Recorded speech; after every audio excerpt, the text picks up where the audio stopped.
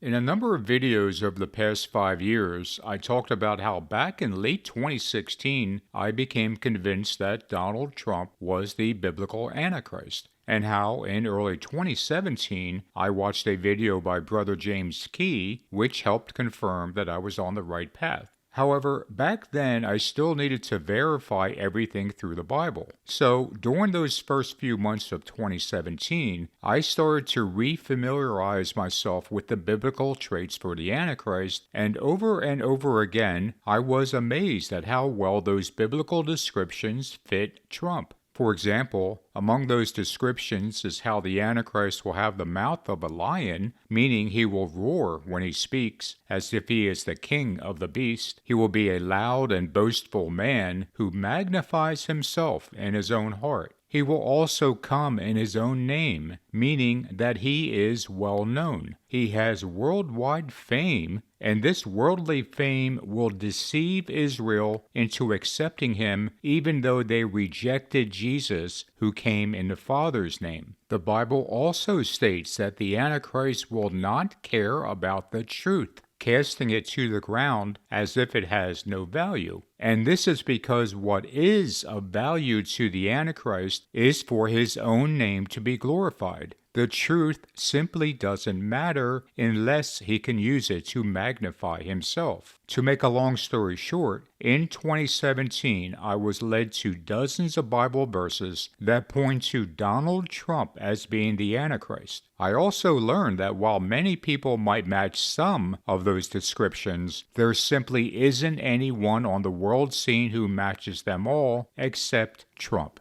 In case anyone watching desires more information, I'll post a link down below to a couple of videos that examines those Bible verses more in depth. In this video, however, I want to talk about one other description of the Antichrist. That description is how the Antichrist is referred to as a vile person in Daniel 11:21. Now, back in 2017, I didn't think too much about this particular description and just thought of it as another way of saying he will be immoral and unethical. Yet, over the years, I started to realize that vile is far from being just a simplistic trait for the Antichrist. Rather, it has a depth of meaning that actually makes it the perfect, even the ultimate description of him. Here's what I mean. Let's look at just a few of the synonyms for vile: contemptible, despicable, depraved, disgusting,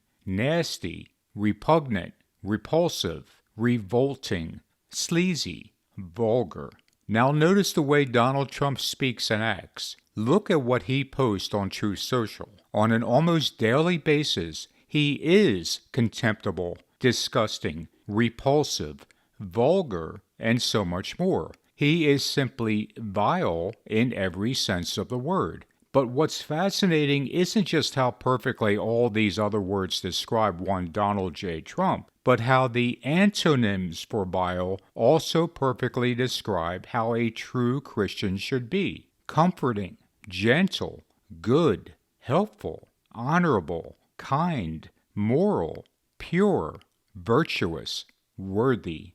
As Christians, our challenge then is to be the opposite of vile, to be gentle and kind and honorable and moral, or, to put it another way, to be the opposite of Donald Trump. Because the truth is that vileness simply jumps out of Trump. We can hear it when he speaks, which is why his voice is so unsettling to many of us. We can read it in his posts on Truth Social, which usually leave us just shaking our heads in disbelief. Yet so many of us seem to be drifting toward the vileness he spews rather than being repulsed by it. We have become angry and hateful. We denigrate others and toss out childish insults just like he does. Some of us are becoming mini Trumps. So rather than becoming more and more like Donald Trump, we need to fight back against this vile mindset that is poisoning the church. And by fighting back, I mean we all need to speak and act like a Christian would.